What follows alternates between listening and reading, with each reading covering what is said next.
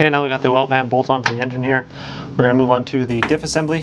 First thing we're going to do is reset the pinion bearing for the pinion, and then we will install the seal and then move on to the next steps.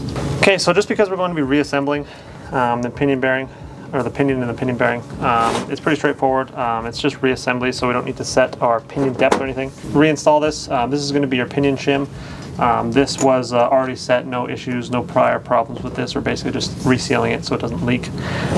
So this pinion shim just going to set your backlash. It's going to set your tooth drive imprint, pretty much setting the gears up in the correct drive location so they do live long and they are quiet. So we're going to go ahead now, we're going to place this inside. Okay, so what we're going to do is we're going to place the pinion in from the front side and the rear pinion bearing in from the back side. Just as a dry fit here, we're going to put a little bit of assembly lube on here before we do a permanent fit.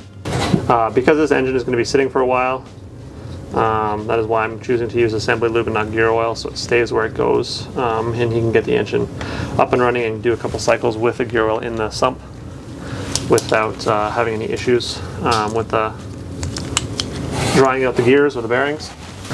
Okay, so once we have our assembly lube on that, we're going to place that in there. Remember to have the shim that we spoke about on the back side. And we're going to place that onto the back here.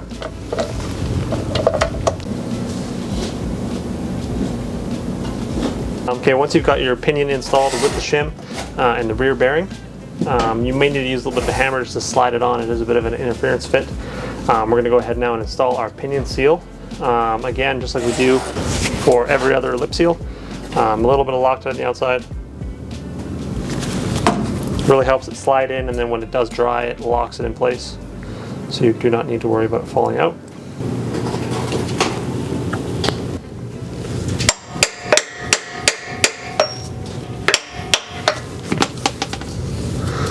Okay, once you got your seal driven to the right depth, we're going to go ahead now and install our companion flange.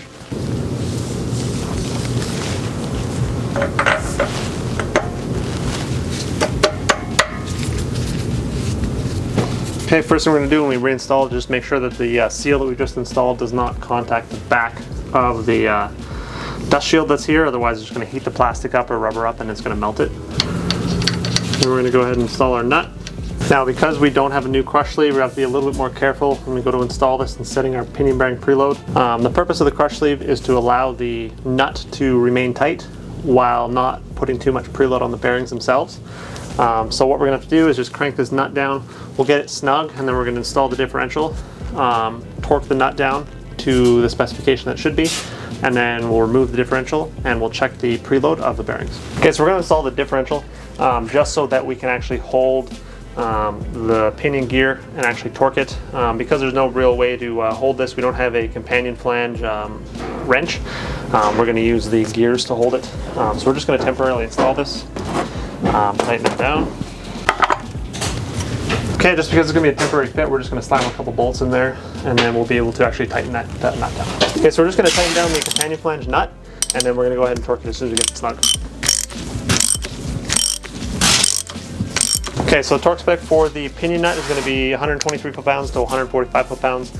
We got a torque wrench set to 140. So we're going to torque this down, and then we'll move on to checking the preload. Okay, so what we've done now is we have torqued our companion flange down to the factory specifications. 123 foot-pounds to 145 is what the spec is. We set it to 145. Took a little bit higher just to get that right amount of preload. We've measured it.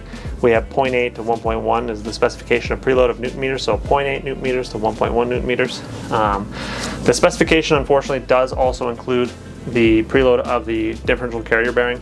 So we have that installed here, and we did measure the two of them together, and it does set up exactly as factory recommends. So as we sit now, we're good to go. We're going to go ahead now and we're going to keep installing all the seals, and then we'll seal the front cover on. So now that we have our we know what our preload is for our pinion bearing and our carrier bearing as a unit.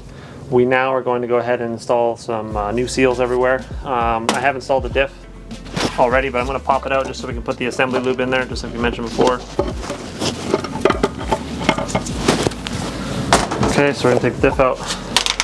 little bit of assembly lube inside.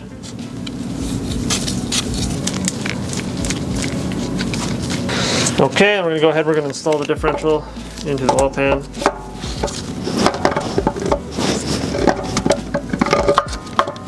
Okay, and then we're gonna install our side seal that goes on the outside of the retainer plate.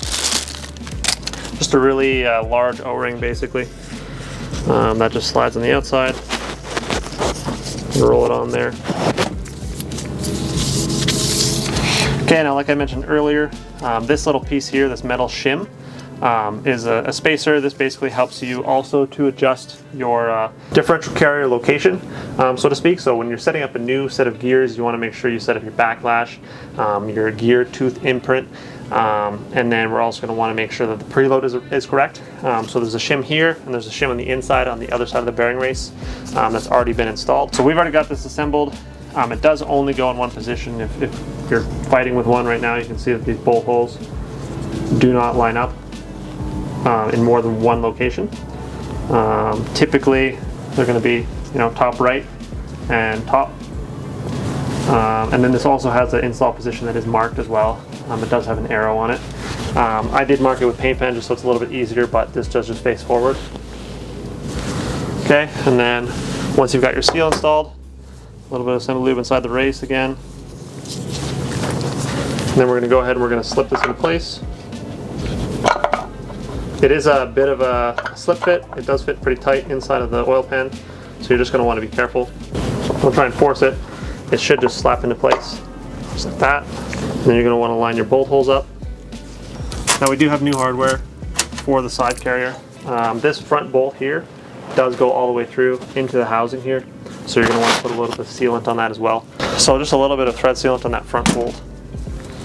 You do not want to do all the seals and then forget to do this one and have a leak and then be like, oh, my seals are leaking, and then it's just the bolt. So we'll go ahead and put all the new bolts in here.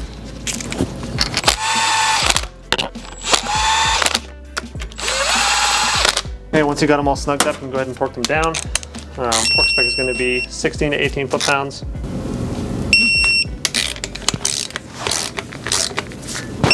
Okay, now that we have our side carrier in, we're going to install the axle seal. Again, red Loctite. Okay, we're going to install the other side. This seal goes behind the intermediate shaft that is between the differential and the end of this oil pan, or on the other side of the oil pan.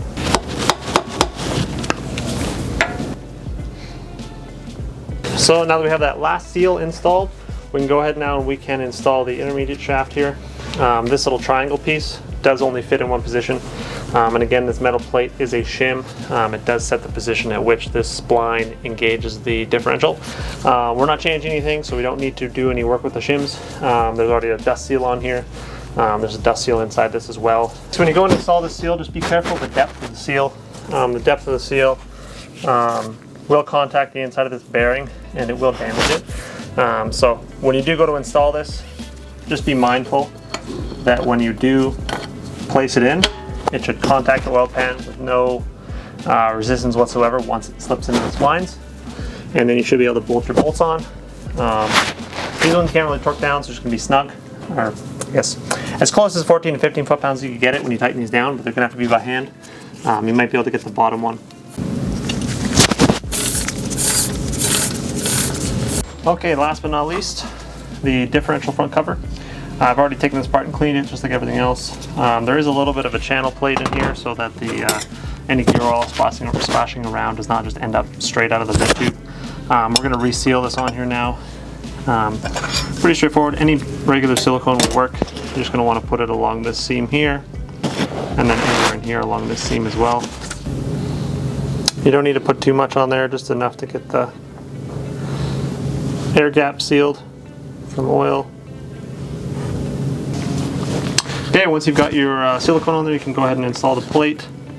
Just has the 4 8mm head bolts. You can also install these with a Phillips if you wanted to.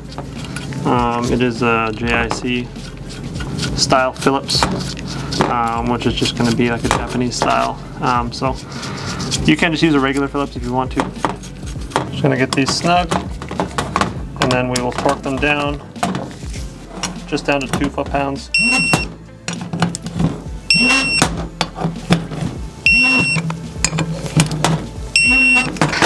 Okay, once you got those tight, you know what to do.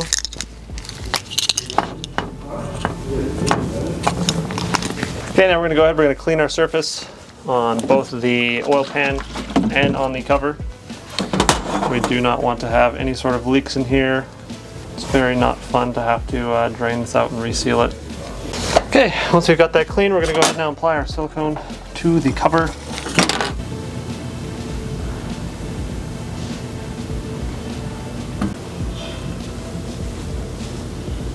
Once you have your silicone on your cover, we're going to go ahead now and install it to the front of the differential housing.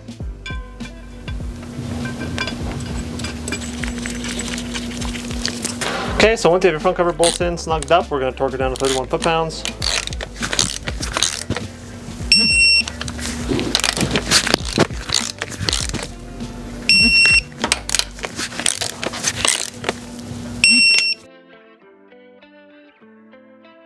Last two pieces of the puzzle, we're going to put in a brand new drain plug for the oil pan.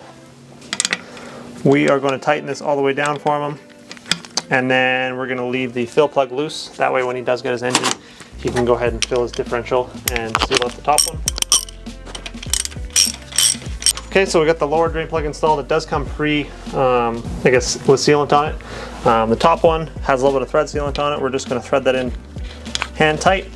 That's going to have to come out when he does go to fill it. And that'll be the final touches. Alright, so we've completed this chain of videos here. We've pretty much taken this engine from a pile of parts to a semi-complete long block assembly with an oil pan. We did quickly do an oil pan assembly and reseal part or section. It's not as detailed as it would be if you were doing a completely new gear set or an aftermarket differential where you need new bearings, but we did try to touch on everything that would be required to remove and replace the seals. A couple of them are a little involved, like the pinion seal. A couple of the seals on the side are a little bit of annoying to install without a seal driver set, so if you do have the ability to get a set of those before you do that job, I do recommend you do it. If you don't have them though, you can definitely make do. As most mechanics do. If you don't do a job all the time, you're not going to have a specific tool just for that job. Thanks for sticking with us and watching every single episode of this series. It's been quite the grind to get every single section organized and out there and edited, and really appreciate our media guy for doing such a great job and getting all the videos edited and making sure they're top tier. All the information's there. We do tons and tons of filming, and we have to go through and make sure all the detail that we want there is there. Next up, I want to ask what kind of videos you guys would like to see. What other engine builds would you like to see? We primarily do 2J and RB builds, so next up we're going to be doing the 2JZ. It's just going to be a basic build, just like this one was. A little bit of modification, you know, some internal work, and then we're going to go ahead and we're going to move on to some drifting videos. We're going to be building my own personal Stagia and taking that out to some track days with Rob here, and then a lot more footage on the drag car. We'll get that out to some tracks. We'll probably do some more assembly videos on that when we almost get it finished up. That one has been quite the grind to get finished as well, so we're just going to try and keep pumping out the content, and hopefully you guys enjoy.